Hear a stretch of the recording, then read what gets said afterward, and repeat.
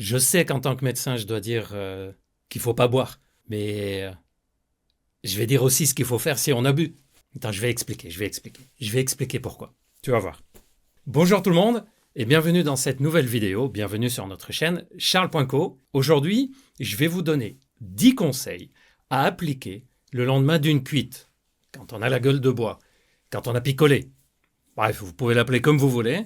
Et je vais vous expliquer aussi pourquoi je vous donne ces conseils. Ce n'est pas juste pour s'en remettre, mais vous allez voir qu'il y a des retentissements sur le plan médical. Un petit rappel pour celles et ceux qui ne savent pas encore ce que c'est Charles.co. C'est une chaîne YouTube sur laquelle on vous donne des conseils de santé, mais c'est aussi une plateforme de téléconsultation, en particulier avec des consultations de médecine sexuelle. On a un problème sexuel, ça nous pose problème, ça fait plusieurs semaines, plusieurs mois que ça dure, on ne reste pas seul face à ça. On consulte. On peut téléconsulter sur charles.co. Vous choisissez la voie de consultation, visio, téléphone, messagerie sécurisée en fonction aussi de la problématique. Bref, vous avez toutes les informations sur le site. N'hésitez pas à aller voir tout ça et dans la description.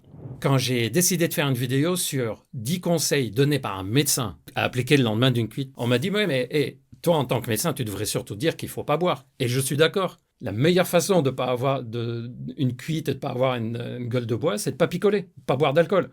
C'est une évidence. Ou en tout cas, si vous voulez boire, de boire en toute petite quantité et de compenser à chaque fois un verre d'eau par un verre d'alcool, un verre d'eau, un verre d'alcool, et en tout cas ne pas dépasser certains seuils où vous sentez que ça y est, là vous rentrez dans une phase d'alcoolisation un peu délicate. Bien sûr qu'il y a ça. Alors pourquoi je donne quand même des conseils pour les personnes qui se prennent une cuite? Il y a 3 raisons. La première, c'est que même si on dit que l'idéal c'est de ne pas boire, il y a toujours des personnes qui vont boire. Ça existe toujours. Et donc, ces personnes-là, on ne va pas leur dire « Ah, vous avez picolé, vous vous débrouillez ». Il y a des conseils qu'ils peuvent appliquer le lendemain, le temps qu'ils arrêtent de faire ces cuites qui se prennent. Il y a une deuxième raison, c'est que quand on donne les conseils le lendemain d'une cuite, mais en fait, si on explique pourquoi on donne ce conseil, on va expliquer les conséquences de l'alcool sur l'organisme. Par exemple, pourquoi on dit de s'hydrater, pourquoi on dit de ne pas manger gras, pourquoi on dit de ne pas prendre un paracétamol, de Doliprane, Defalgan, etc. si on a mal à la tête le lendemain. Il y a une conséquence quand même. Et comme ça, on comprend, mais qu'est-ce qui s'est passé dans mon corps quand j'ai picolé? Et donc, il y a quelques études qui montrent que le fait de savoir quoi faire quand on a picolé, ça aide à moins picoler parce qu'on comprend les réactions de l'organisme. Et il y a une troisième raison, c'est qu'il y a des conséquences médicales. On peut avoir des déshydratations, parfois qui nécessitent une hospitalisation. On peut avoir un mélange entre alcool et certains médicaments qui abîment le foie, etc. Voici donc pour vous 10 conseils à appliquer si vous avez pris de l'alcool et que le lendemain, vous sentez que ça va pas fort. Au fait, quand je dis ça va pas fort, c'est les signes de la gueule de bois, c'est-à-dire fatigue, mal de tête, une petite nausée, acidité, barbouillé, parfois un peu de diarrhée, parfois l'impression comme si on était grippé, un peu de courbature, mal dans les muscles, des petits frissons. On se lève, on a la tête qui tourne, bref, plein de symptômes que je pense vous connaissez, soit parce que vous les avez vécus, soit parce que autour de vous, vous avez vu quelqu'un les vivre. Voici donc les 10 conseils. Premier conseil, s'hydrater, s'hydrater, s'hydrater. Et encore s'hydrater. C'est le truc le plus important à faire quand on a pris de l'alcool. Pourquoi? Parce qu'en fait, quand on prend de l'alcool, l'alcool a un effet qui empêche une des hormones dans notre corps qui demande au rein de retenir l'eau. Cette hormone ne se déclenche plus. En gros, l'alcool fait de sorte que le rein ne reçoit plus l'information de retenir l'eau dans notre corps. Qu'est-ce qui se passe alors? On l'élimine, on urine, on urine, on urine, et on n'a plus l'hormone qui dit au rein, mais arrête d'uriner là, c'est plus la peine, je vais me déshydrater. Et il n'y a plus ce réflexe-là.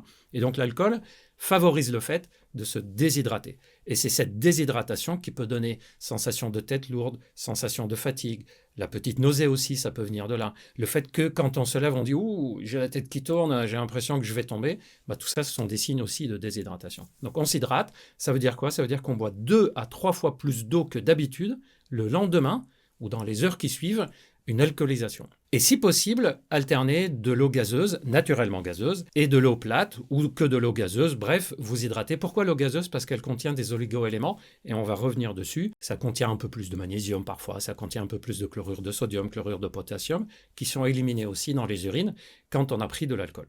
Donc en tout cas, vous retenez l'hydratation. Si vous faites déjà que ça, vous avez déjà fait beaucoup pour votre corps. Deuxième conseil, diminuer l'acidité. L'alcool provoque de l'acidité, et en particulier dans le tube digestif, c'est-à-dire l'œsophage, l'estomac, les intestins. D'ailleurs, on peut même avoir des remontées acides, mais c'est quelque chose qui est assez agressif sur le tube digestif et donc on va être barbouillé, on va avoir la paroi, il faut imaginer la paroi de notre intestin qui est comme si vous avez mis de l'acide sur quelque chose, c'est un peu abîmé, enflammé. Et donc c'est assez gênant, ça donne des sensations, d'ailleurs ça peut couper la faim, ça peut même diminuer l'envie de s'hydrater tellement c'est abîmé. Il y a un truc simple à faire pour lutter contre l'acidité et l'inflammation au niveau des intestins, le bicarbonate de soude. Vous connaissez ? C'est le bicarbonate alimentaire. Vous mettez une cuillère à café dans un verre d'eau et vous buvez. Buvez-le vite, le goût n'est pas très bon. Si vous sirotez, vous allez sentir que c'est pas très très bon. Troisième conseil, recharger en oligo-éléments. Quand on urine et quand on a pris de l'alcool, ça empêche le corps ou plutôt ça fait que le corps élimine des oligo-éléments. On parle de magnésium, de zinc, manganèse. On parle aussi d'autres composants d'électrolytes comme le sodium, potassium, etc. Et le corps en a besoin pour bien fonctionner. C'est pour ça d'ailleurs que tout à l'heure je vous ai dit l'eau gazeuse, l'eau naturellement gazeuse apporte un peu plus de certains électrolytes. Mais les oligo-éléments, on peut les prendre aussi dans certains aliments. Par exemple, le zinc. Alors, le zinc, c'est surtout présent dans des aliments comme les huîtres, certains fruits de mer. Pas sûr que le lendemain du cuit, on a envie de manger des huîtres si on est un peu barbouillé. Mais c'est présent, rassurez-vous, dans d'autres aliments, en particulier certains légumes, légumineuses, comme le manganèse qui est présent aussi dans des aliments et dans des fruits. En gros, ce qu'il faut retenir, c'est que le lendemain, pour se recharger en oligo-éléments, on mange des fruits et des légumes. Évidemment, pas des trucs super difficiles à digérer. Si vous savez que vous avez du mal à digérer tel fruit ou tel légume, vous évitez. Vous favorisez surtout les légumes verts, les légumineuses, haricots verts, haricots blancs, etc. Et vous favorisez aussi les noix qui contiennent des oméga 3 en particulier, et les fruits, en particulier les fruits rouges, je vous en reparlerai après, qui contiennent des composants antioxydants, anti-inflammatoires plutôt. Donc, on se recharge en fruits et légumes, par exemple des bouillons de légumes le lendemain, on mange quelques petits fruits. Un conseil, mangez pas en grande quantité, mais fractionnez ça sur toute la journée. Numéro 4, limitez le café et le thé. C'est contre-intuitif, non ? Parce qu'on se dit, bon, j'ai picolé hier, j'ai mal à la tête, je suis fatigué, j'ai mal dormi, je vais boire du café pour me réveiller. Ça part d'une bonne intention. Est-ce que vous avez remarqué que le café et le thé ont aussi un effet diurétique, c'est-à-dire on urine plus, donc ça risque d'aggraver la déshydratation. En plus, chez certaines personnes, ça peut réveiller les remontées acides, provoquer un léger reflux, ça relâche un peu les fibres musculaires, et donc si on est déjà un peu barbouillé, c'est une mauvaise idée. Donc 1 ou 2 cafés ou un thé le matin, aucun problème. Par contre, ne vous dites pas, je vais me charger en café. Alors le thé un peu moins, mais surtout le café, ne vous dites pas, je vais boire du café le lendemain. C'est plutôt contre-productif que utile, on se limite à 1 ou 2 tasses.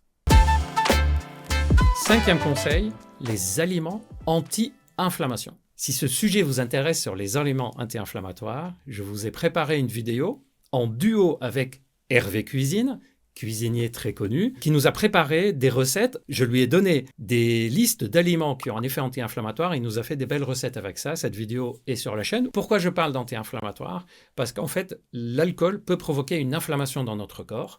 Et c'est cette inflammation qui peut donner aussi cette sensation un peu comme si on était grippé, fatigue, douleur musculaire, douleur parfois articulaire, l'impression parfois d'avoir la tête lourde. Ce sont des symptômes d'inflammation, ou même au niveau digestif. Et donc, il faut favoriser les aliments anti-inflammatoires, qu'on appelle aussi parfois antioxydants, mais surtout anti-inflammatoires. Et on retombe sur les mêmes, heureusement. Les légumes verts, toutes sortes de légumes en fait. Les fruits, en particulier les fruits rouges, framboises, fraises, groseilles. Groseilles, c'est rouge. Bref, ça fait partie des fruits anti-inflammatoires. On peut rajouter le pamplemousse. Pamplemousse, je le mets un peu de côté parce qu'il est inducteur enzymatique et on ne doit pas mélanger le pamplemousse avec des médicaments. Au fait, vous le saviez ça ? En fait, le pamplemousse modifie le métabolisme de la majorité des médicaments et donc le dosage qu'on a dans notre corps varie si on a pris de pamplemousse. C'est pour ça que si vous voyez les notices des médicaments, c'est souvent noté « évitez le pamplemousse ». En tout cas, retenez, quand on prend des médicaments, dans le doute, on ne prend pas de pamplemousse. Mais il y a d'autres aliments anti-inflammatoires, le chocolat noir. Il y a aussi des épices que vous pouvez rajouter dans les bouillons de légumes. Tout à l'heure, on parlait de faire des bouillons de légumes. Le curcuma, la cannelle. Vous pouvez aussi rajouter du gingembre. 6e conseil, pas de gras le lendemain d'une cuite. Pourquoi ?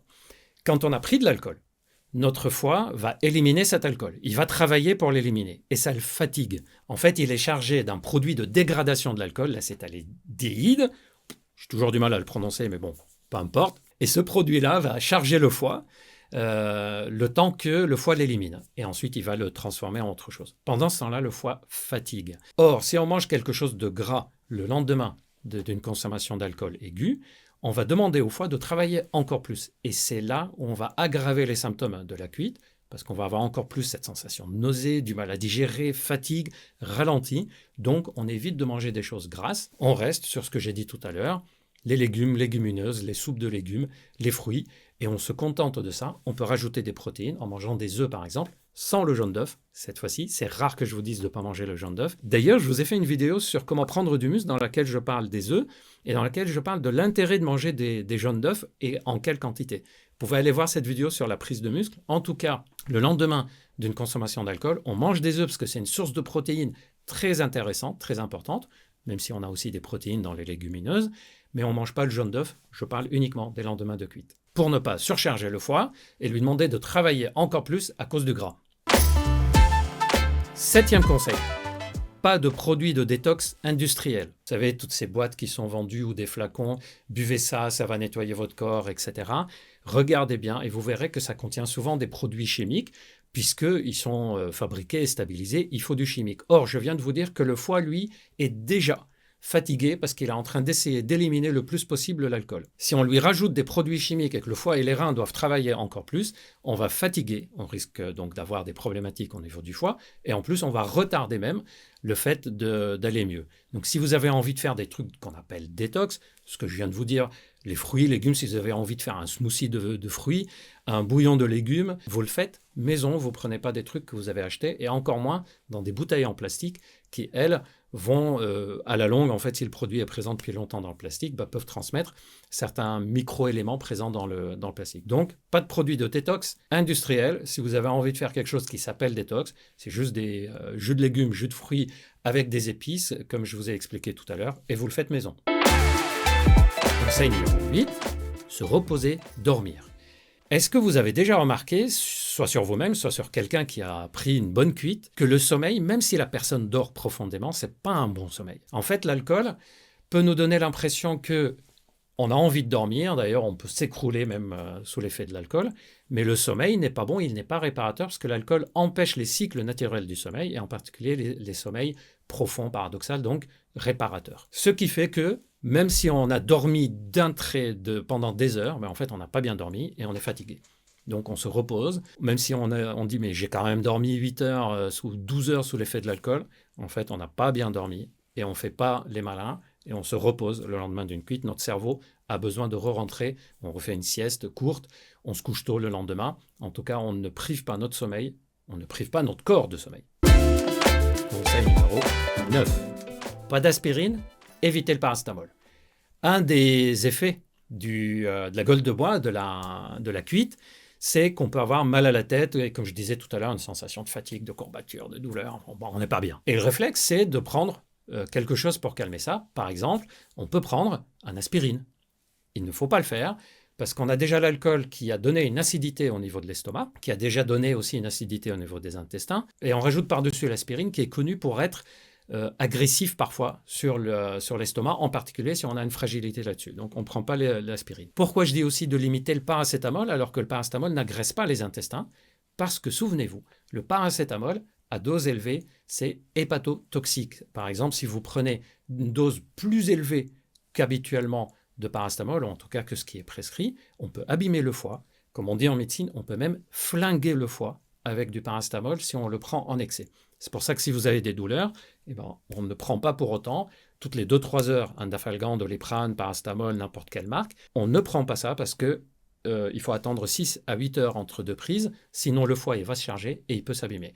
Or, là, on vient de dire que le foie est déjà très fatigué par le fait qu'il doit travailler pour éliminer l'alcool, donc on ne lui rajoute pas des médicaments comme le paracétamol. éventuellement un ibuprofène, et pas l'estomac vide. Vous mangez d'abord un peu de quelques légumes, un bout de pain complet si vous avez envie, si vous trouvez que ça vous aide. Bref, vous mettez un peu d'aliments dans votre estomac et vous prenez un ibuprofène qui paraît une alternative plus intéressante dans ces cas-là que l'aspirine et le paracétamol le lendemain d'une cuite. Autre chose, on évite de prendre des médicaments de type antiacide pour l'estomac. Il vaut mieux utiliser le bicarbonate ou le Gaviscon éventuellement, puisque là aussi, ce sont des médicaments qui passent par le foie, ce qu'on appelle les inhibiteurs de pompe à protons. Donc, on essaye de limiter au maximum l'utilisation des médicaments pour ne pas surcharger le foie. Conseil numéro 10, la vitamine C. Pas pour son effet stimulant. Je sais qu'il y a plein de gens qui disent « Ah, la vitamine C, ça donne de la pêche ». En fait, dans ce cas-là, c'est surtout parce que ça a un effet antioxydant et aussi anti-inflammatoire. Donc, ce côté où je sens que mon corps, c'est comme si je me suis pris 20 ans d'un coup le lendemain d'une cuite, c'est lié à un état d'inflammation, c'est lié au fait que l'alcool a modifié des choses dans mon corps et la vitamine C peut être utile là-dessus. Personnellement, je préfère la vitamine C qui vient des fruits, par exemple, du citron dans la salade, du jus de citron avec un peu de gingembre dedans ou avec un peu de cannelle. Mais si vous avez envie de les prendre en capsule effervescente, aucun problème. Attention, on évite les fruits trop acides, on ne mange pas.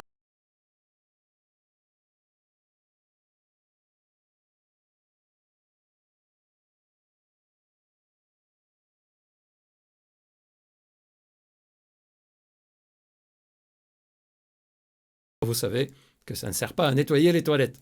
Voilà, j'espère que cette vidéo vous a plu, que vous avez appris des choses. Faites très attention à l'alcool. C'est pas une plaisanterie. Je sais que je souris et je rigole quand j'en parle parce que c'est ma façon de faire. Mais c'est un sujet sérieux. On peut avoir des gros problèmes. En consommation aiguë, on peut avoir des accidents, on peut avoir des morts, on peut avoir une déshydratation, on peut avoir des bagarres, on peut avoir des blessures. Bref, faites très attention s'il vous plaît. Moi, je vous aime beaucoup, c'est pour ça que je vous le dis. C'est pas pour vous empêcher de vous amuser. Si pour autant l'alcool était pour s'amuser seulement, prenez un verre d'eau, 2 verres d'eau entre chaque verre d'alcool que vous buvez. Mangez avant de boire de l'alcool pour éviter une absorption rapide. Évitez la consommation qui est excessive et faites très attention à vous. J'espère que tout ça vous aidera et vous fera comprendre les conséquences de l'alcool sur notre corps. Merci encore de m'avoir suivi. N'oubliez pas de vous abonner si ce n'est pas encore le cas. N'oubliez pas de liker, de me mettre un commentaire, de me dire d'ailleurs si vous avez des moyens naturels que vous avez utilisés, des trucs que vous transmettez dans la famille à faire le lendemain d'une cuite. Ça m'intéresserait de savoir vos petites astuces à vous. Prenez bien soin de vous. Moi, je vous donne rendez-vous très bientôt pour plein d'autres vidéos sur plein de sujets avec des nouveaux formats qui arrivent très très vite.